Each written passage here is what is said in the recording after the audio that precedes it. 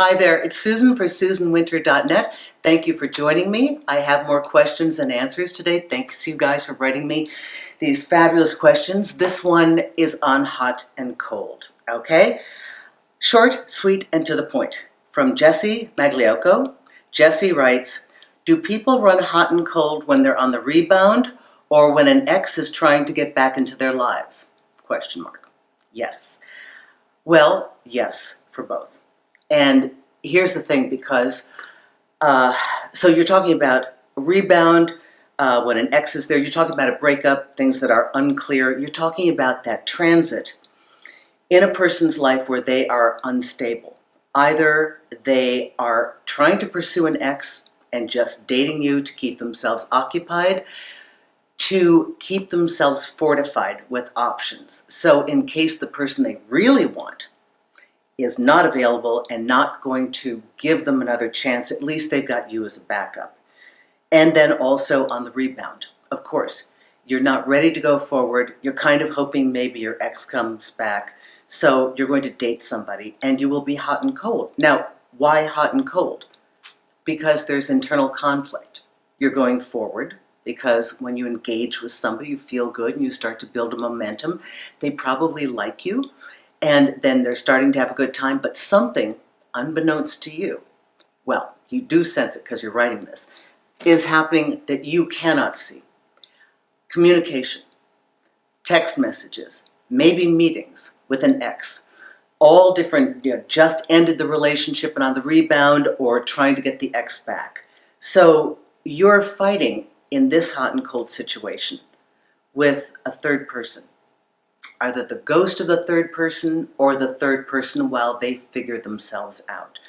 And it's really horrible because your partner isn't really with you and you feel it.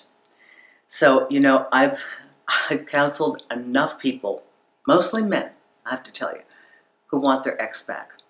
And this is, a long game. This is a process where we've been working for months. Because when somebody breaks up with you and they go from the no contact, don't even try to reach out to me, to finally going back on dates and being romantic, it wasn't easy getting there. And throughout this time, these clients have told me, their dating experience, they're not all of them. A few of them were dating other people, and those people were just placeholders. Nothing was going to happen. Here's the funny thing about this, Jessie, and for the rest of you listening. We don't know where a person is when we meet them nowadays. We don't know where they are in their journey of getting over somebody or trying to get somebody back. And I think as opposed to much of the time period that I grew up in, when a person would approach me, it would be one, obviously for a relationship, and two, it would be purposeful. We didn't have this all the time, where this was the norm, trying to figure out, are you in, are you out, where are you with all this? It was so much simpler. And I'm really grateful that I've had both experiences because, one, I know that you can do the former. It does exist, right? So I just want to warn you that if you feel at all that the person is hot and cold, remember, that's not a good trait. Not something that you can build a relationship on. It's either a game player, somebody who's confused, or it can even be clients that I've had that are so terrified to show their emotions that they go in opposition. Either way, you've got somebody who either doesn't have the desire or doesn't have a skill set to be involved in a relationship.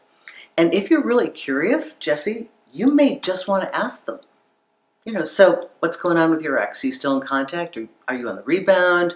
Are you done with that? I mean, we're always hesitant to ask these questions like, oh my God, that's so direct. It's going to sound so needy. I think it sounds kind of transactional, really. Does it take away from the romance? Yeah, it'll get you an answer. It'll get you an answer, which might be the dissolution of this nonsensical back and forth. So yes, to both of those, Jessie, and you don't need to tolerate it. If you have a sense that there is somebody there externally, it's not a fair fight. You can't really move forward. Unfinished business, not where you want to be. That's my feeling about it. So thanks so much for your question, Jessie. Thank you, all of you that are writing me. Thank you for your great, great comments on this site. Wow. Thank you for those of you that I've worked with on Magnify. This is really cool. I've caught a couple of you last minute. One didn't even mind that I was walking my dog because this was an urgent question. Thank you to my clients, and thank you for listening to iTunes, to the Susan Winters Show. Thanks a lot.